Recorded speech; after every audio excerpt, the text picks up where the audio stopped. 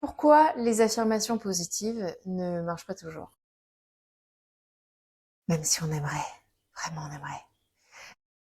J'ai commencé, alors je base sur cette vidéo sur mon expérience et ce que j'ai pu observer surtout dernièrement en séance avec les personnes que j'accompagne. Il y a une femme en particulier que j'accompagne depuis un moment.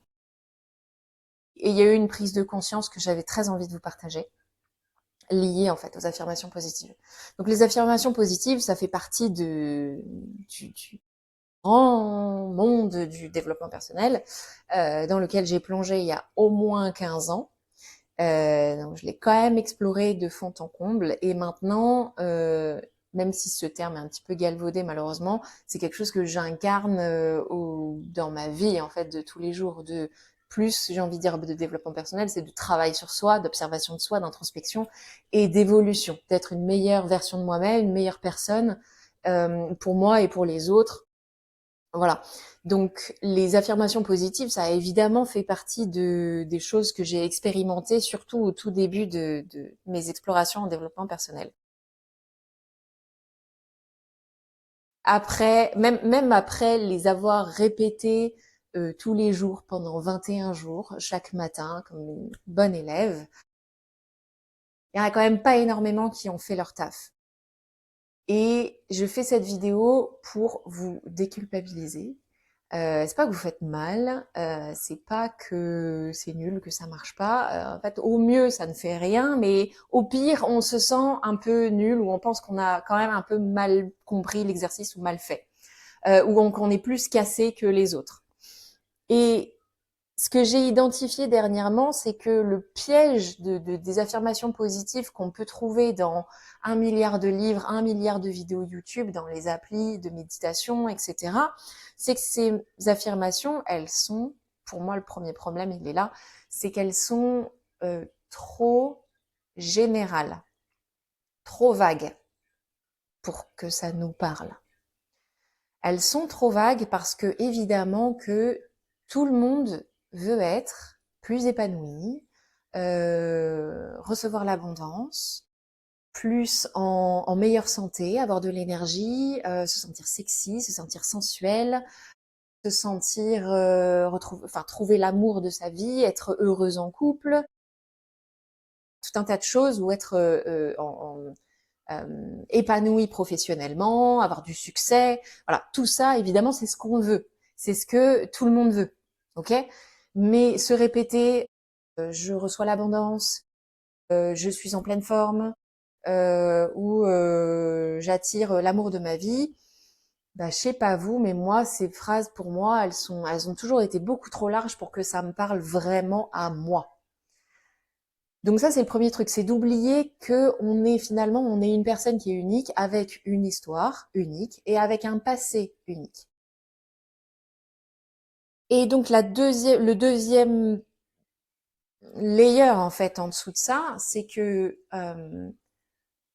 quand on va se répéter une affirmation, une phrase, on va sentir, si tu es connecté à ton corps, ne serait-ce qu'un petit peu, on sent que on va avoir des résistances. Donc la deuxième raison pour moi, enfin voilà, la deuxième raison pour moi pour laquelle certaines affirmations ou même peut-être la plupart ne fonctionnent pas vraiment ou ne fonctionnent pas pour toi, c'est que elles viennent se cogner à des résistances que tu as.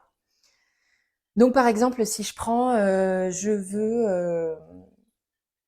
je veux que mon projet, j'ai un projet en tête, je veux que ce projet, il ait du succès, je veux qu'il marche. Je veux vraiment qu'il marche. Ok.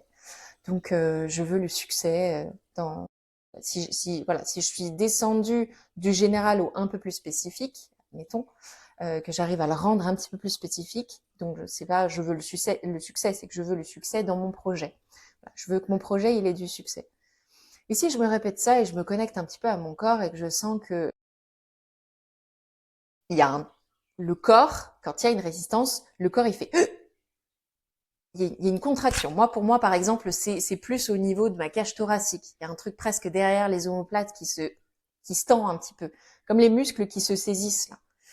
Voilà, ça, quand on sent une contraction dans notre corps, on sait que là, il y a une résistance. Et une résistance, la résistance de notre corps, fait que notre mental, il veut quelque chose, notre corps, il veut l'opposé. Donc, au fait, ça ne risque pas, au mieux, il y aura de l'immobilité. Et au pire, il y aura de la friction, du conflit interne et la procrastination et tout un tas de choses ensuite qui s'en découlent. Donc, l'idée, c'est de décortiquer la peur derrière la résistance. C'est de faire ce travail d'enquête pour arriver à identifier quelle est la peur véritable derrière cette résistance. Peut-être que la peur, dans mon exemple de je veux le succès dans mon projet, peut-être qu'il y a la peur d'échouer. Mais peut-être qu'il y a aussi la peur de réussir. Et c'est de descendre encore plus dans le détail. Ok, mais qu'est-ce qui peut arriver de pire? Quel est le danger à ce que mon projet y réussisse? Je prends exprès cet exemple de la peur de la réussite parce que je trouve que c'est beaucoup plus intéressant et beaucoup moins exploité que la peur d'échouer.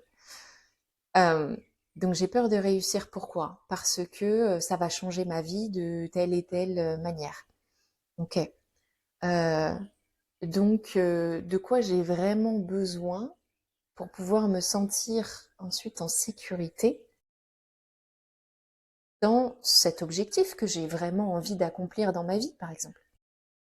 Et du coup, je vais affiner mon affirmation, je vais vraiment la sculpter pour que ça matche et ça matche à ce dont j'ai vraiment besoin.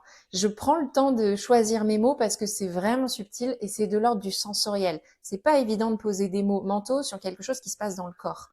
Donc en fait, au fur et à mesure, on peut essayer de plusieurs exemples de phrases et voir dans le corps comment on se sent. Et à un moment donné, on sent que ça y est, il y a un truc qui s'est ouvert. Et ça peut être très très léger, mais on sent quand même qu'il y a quelque chose qui prend un peu plus d'espace et qui se dépose. Il y a un truc qui se relâche à l'intérieur de notre corps.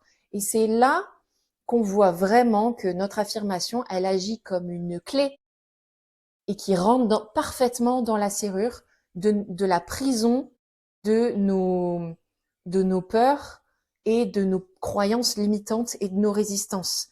Mais c'est de partir du plus général au plus spécifique. Par exemple, si je donne un exemple pour moi, une pensée, une affirmation qui a toujours énormément aidé, mais c'est parce que c'est moi qui l'ai créée pour que ça me convienne à moi, et je suis toujours guidée et protégée. Et quand je me rappelle cette phrase-là, quand je me la répète, ça me fait pousser des ailes. Voilà, c'est ce qu'on veut en fait dans une affirmation positive. On veut que ça nous porte, déjà ça nous fait nous sentir en sécurité et en plus on se sent on se sent pas seul. Un autre exemple, et c'est du coup de là que je tire ma principale inspiration pour cet épisode, c'est donc la personne que je suis en séance, en thérapie depuis plusieurs semaines, qui souffre depuis plusieurs années de fibromyalgie, de TCA, d'anxiété chronique, parmi aussi énormément d'autres symptômes.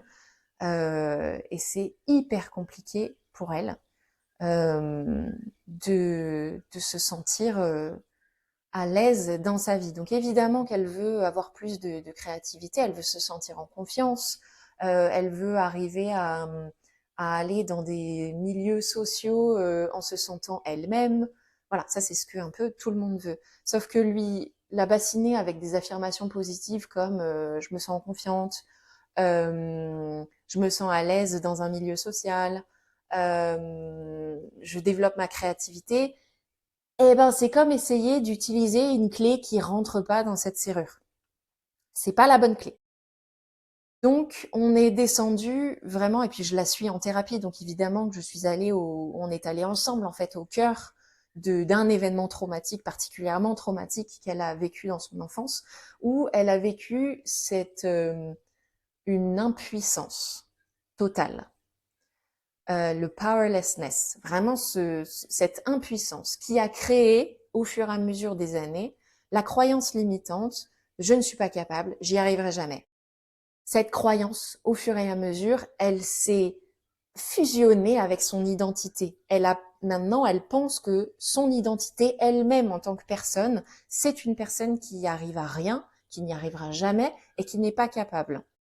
Donc on n'est plus sur je veux être confiante quand je sors dans un milieu social. On est vraiment sur quelque chose qui est hyper ciblé exactement sur sa problématique. Et la phrase, la clé, l'affirmation qui a été vraiment la bonne clé, mais on en a testé plusieurs, mais la bonne clé pour elle, ça a été le mantra tout simple de je suis capable. Et ça a marché pour elle. Ça ne veut pas dire que ça va marcher pour toi. Ça ne veut pas dire que ça va marcher pour d'autres. Mais en tout cas, pour elle, ça a marché.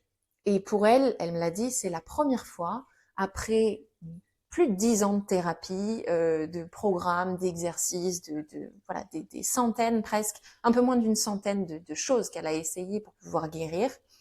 C'est la première fois, et dont des affirmations positives en pagaille, c'est la première fois qui a une phrase, un mantra, qui lui donne cet élan, qui la porte, qui la pousse dans le bon sens, qui vraiment qui l'a fait avancer.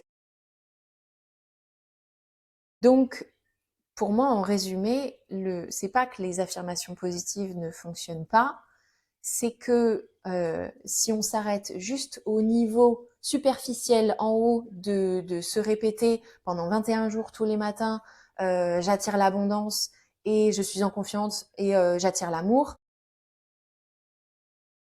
bah j'attends d'avoir la personne qui me dira que ça a vraiment marché pour elle, parce que je suis pas sûre enfin en fait de mon expérience, c'est pas suffisant. C'est pas suffisant pour vraiment enclencher un vrai changement dans sa vie. Voilà pour aujourd'hui ce que je voulais vous partager. Je suis hyper curieuse d'avoir vos retours là-dessus. C'est quand même un sujet qui me passionne et qui est très très intéressant et qui pourrait être approfondi encore plus. Mais je pense que je suis déjà allée assez loin pour aujourd'hui. Partagez-moi vos mantras si vous en avez eu qui ont vraiment marché, dans votre corps. On cherche pas un truc qui est mental, qui fait plaisir. On cherche pas un bonbon mental. On cherche un truc qui dans le corps, ça nous donne une puissance qui change la donne. Donc, si vous en avez déjà, faites-le moi savoir. Je suis assez curieuse. Et si vous avez des questions, n'hésitez pas. Je vous dis à très bientôt.